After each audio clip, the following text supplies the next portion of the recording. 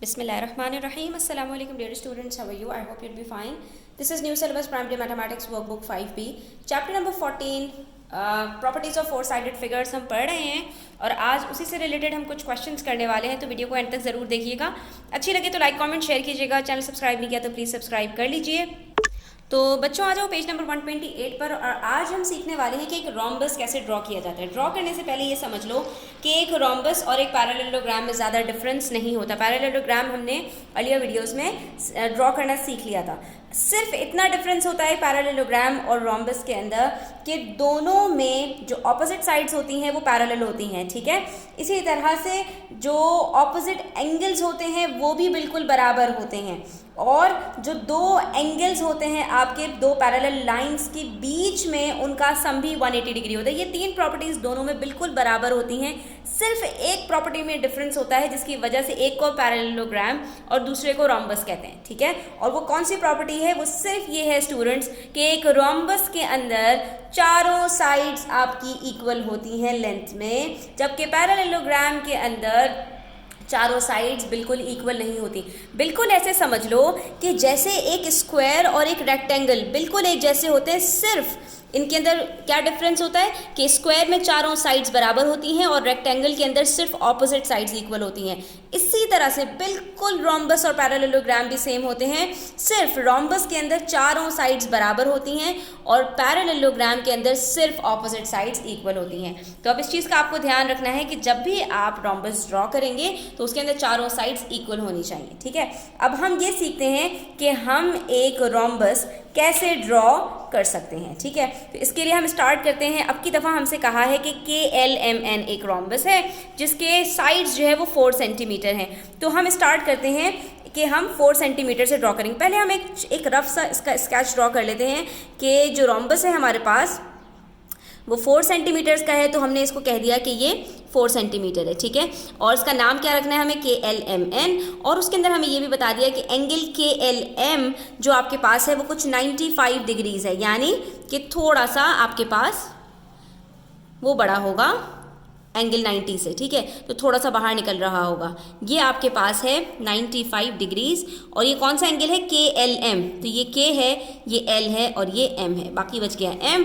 तो अब आपका ये भी 95 डिग्रीज होगा स्टूडेंट्स, और चारों साइड्स आपकी बिल्कुल इक्वल होंगी। तो कुछ इस तरह का आपका स्केच बन रहा है, ठीक है, जिसके अंदर आपके पास चारों साइड्स बिल्कुल बराबर हैं और KLMN भी है, और ये जो आपके पास एक एंगल है ये 95 डिग्रीज है। अब इसके अंदर इतनी बात आपने ध्यान में रखनी है कि इसके भी जो ऑपोजिट एंगल्स होते हैं वो बिल्कुल बराबर होते हैं। ये 95 डिग्री है तो ये भी 95 डिग्री होगा, और चारों आपकी जो साइड्स हैं वो बराबर हैं, ऑपोजिट साइड्स आपकी पैरेलल हैं। तो जो दो पैरेलल साइड्स होती हैं उनके बीच में दो एंगल्स होते हैं, जो पेयर होता है वो 180 डिग्री के बराबर होता है। अगर ये 95 है तो ये कितना होगा स्टूडेंट्स? 180 माइनस 95, ये 85 डिग्रीज होगा। अब जब ये चीज़ें आपने अपने ध्यान में रख ली स्टूडेंट्स, तो हम अब स्टार्ट करते हैं कि ये रियल में कितना होगा। इसको स्टार्ट करने से पहले चीज़ और बता दूं स्टूडेंट्स, यहाँ पे आप जो साइंस है वो भी मार्क कर लो कि ये साइड्स जो है वो चारों बराबर हैं, ठीक है। ये वाला जो आपका सिंबल होता है इस चीज़ को डिनोट करता है कि ये जो साइड्स हैं ये इक्वल हैं, और जो एरोज होते हैं वो बताते हैं कि आपके जो एंगल्स हैं वो बराबर हैं या नहीं हैं। तो स्टूडेंट्स इसके अंदर क्या होता है कि आपके जो ऑपोजिट एंगल्स होते हैं वो भी बराबर होते हैं। अब यहाँ पर हम जो एरोज लगा रहे हैं वो ये बताएंगे कि ये वाली जो साइड है हमारी ये पैरेलल है। 2 एरोज लगे हैं, इसका मतलब ये दोनों पैरेलल हैं। इसी तरह से ये दोनों जो साइड्स हैं ये भी आपकी पैरेलल हैं, ठीक है। तो ये डिनोट कर रही होती है कि हमारे जो साइड्स हैं वो पैरेलल हैं, और ये बताती हैं कि हमारे साइड्स इक्वल हैं। तो हम स्टार्ट करते हैं यहाँ पर 4 सेंटीमीटर की लेंथ यहाँ पर ले लेते हैं हम, ठीक है। और उसके बाद फिर हम इसको लेबल भी कर लेते हैं। ये 4 सेंटीमीटर है, हम एग्जैक्टली ऐसा ही ड्रॉ करने वाले हैं एक्चुअल में। ये L और M हमारी साइड्स हो गई हैं, और उसके बाद हमें ज़रूरत पड़ेगी प्रोट्रैक्टर की।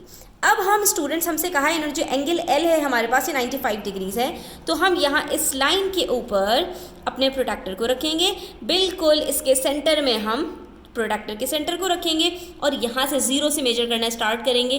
तो आप ये देख सकते हो ये 90 है, और 95 कहाँ आ रहा है? 95 यहाँ आ रहा है, तो हम यहाँ पर मार्क कर देंगे, ठीक है।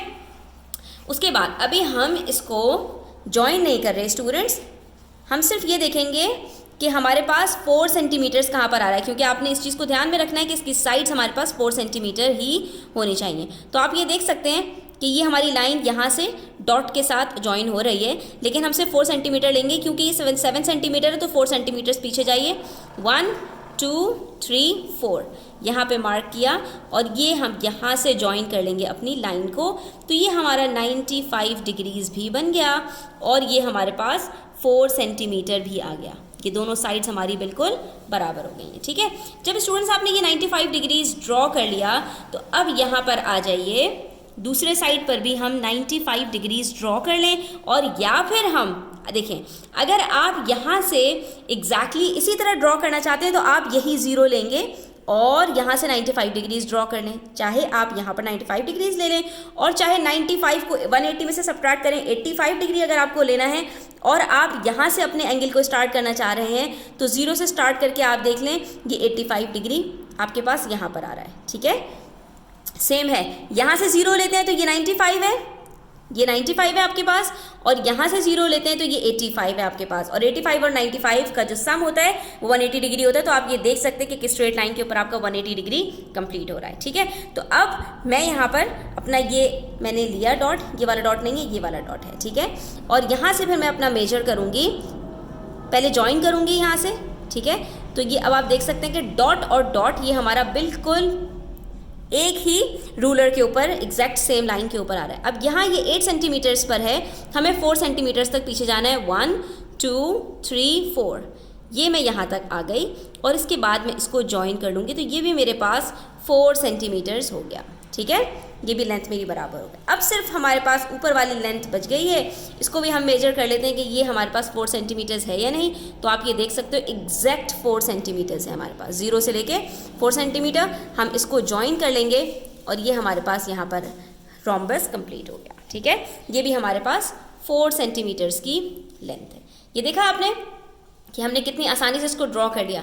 अब एक चीज़ मैं आपको यहाँ पर ध्यान में रखने के लिए बता रही हूँ कि अगर आपको ये कन्फ्यूजन हो रही है कि मुझे कौन सा ज़ीरो लेना है जब मैं यहाँ पर ड्रॉ कर रही हूँ, तो स्टूडेंट्स अगर मैं यहाँ से ज़ीरो लूँ और यहाँ पर भी 95 तक जाऊँ फॉर एग्जाम्पल, तो मेरा आप यहाँ पर ये देखेंगे कि मैं जब ये लाइन ज्वाइन कर रही होंगी ना स्टूडेंट्स, यहाँ से लेके यहाँ तक, तो ये देखिएगा आप कि ये वाली जो लेंथ है और ये वाली जो लेंथ है ये दोनों पैरेलल नहीं होंगी। और रोम्बस के अंदर ये चीज़ इंपॉर्टेंट है कि हमेशा इसके ऑपोजिट साइड्स पैरेलल होते हैं। ठीक है, तो हम यहाँ पर ये भी एरोज लगा दें कि ये इसके पैरेलल है और ये इसके पैरेलल है। ठीक है, हमने यहाँ पे डबल एरोज लगाए थे तो वही सेम चीज़ हम फॉलो करेंगे, ये इसके पैरेलल है। ठीक है, अब हम इसको जो है वो भी करते हैं, लेबल भी कर लेते हैं,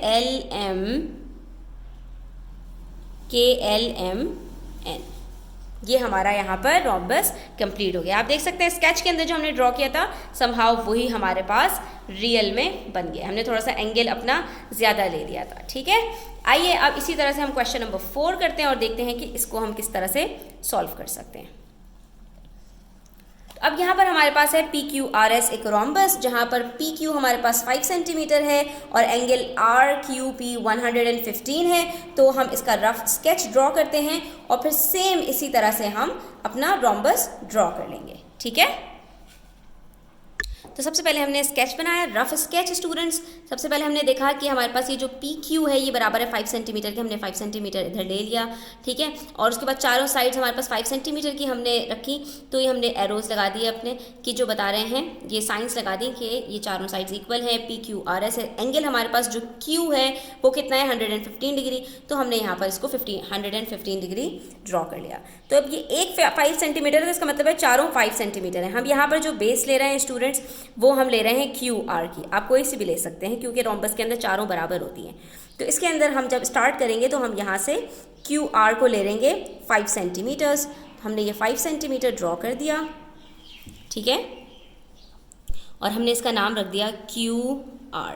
अब उसके बाद हमारे पास इन्होंने कहा है कि Q जो है हमारे पास 115 डिग्रीज़ है, तो हम यहाँ पर अपना Q के ऊपर रखेंगे, स्ट्रेट लाइन के ऊपर डॉट से डॉट मिलाएंगे और 0 से स्टार्ट करके 115 तक चले जाएंगे, 110 और 115 ये यहाँ पर आ रहा है स्टूडेंट्स।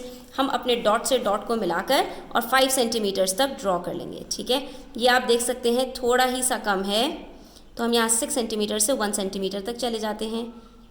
ये आप देख सकते हैं यहाँ पर 1 सेंटीमीटर तक ये पूरा हमारा बन गया 5 सेंटीमीटर्स, और ये एंगल हमारे पास है 115 डिग्रीज। ठीक है, तो ये साइड और ये साइड हमारी बिल्कुल इक्वल है। उसके बाद यहाँ पर भी हम 115 डिग्रीज ड्रॉ कर लेते हैं, या चाहे आप 180 में से सब्ट्रैक्ट करके 115 को ड्रॉ करेंगे तो आपके पास आएगा 65 डिग्रीज। तो अब अगर आप इधर से स्टार्ट करते हैं तो 65 डिग्रीज ले लीजिए, ठीक है, तब भी वही बात है। और अगर इधर से स्टार्ट करते हैं तो आप 115 डिग्रीज ले लीजिए। दोनों देखें आपके पास लाइन्स पैरेलल आएंगी। ये यहाँ पर आपके पास 65 डिग्रीज आ रहा है, इसको भी आप इससे ज्वाइन कर लीजिए 5 सेंटीमीटर्स तक। ठीक है, ये स्ट्रेट लाइन जा रही है हमारी बिल्कुल, और ये हम 5 सेंटीमीटर्स को 0 तक ले गए अपना। ठीक है, उसके बाद हमारे पास ये बच गया है स्टूडेंट्स, तो हम इसको भी देख लेते हैं। ये हमारे पास एग्जैक्ट 5 सेंटीमीटर्स आ रहा है, तो हम इस लाइन को इससे ज्वाइन कर देंगे। ये देखा आपने कितनी आसानी से हमारा ये पैरेललोग्राम यानी रोम्बस बन गया, जिसमें चारों साइड्स बराबर हैं। ये साइड इसके पैरेलल है और ये साइड इसके पैरेलल है। ठीक है, और ये हमारा लेबल भी हो गया PQRS, जो कि हमारा 5 सेंटीमीटर ईच का रोम्बस है। यहाँ पर हमने आज रोम्बस बनाना सीख लिया है। होप स्टूडेंट्स के आपको समझ में आ गया होगा कि किस तरह से एक रोम्बस को ड्रॉ किया जाता है। Thanks for watching the video till the end. Take care. अल्लाह हाफिज़।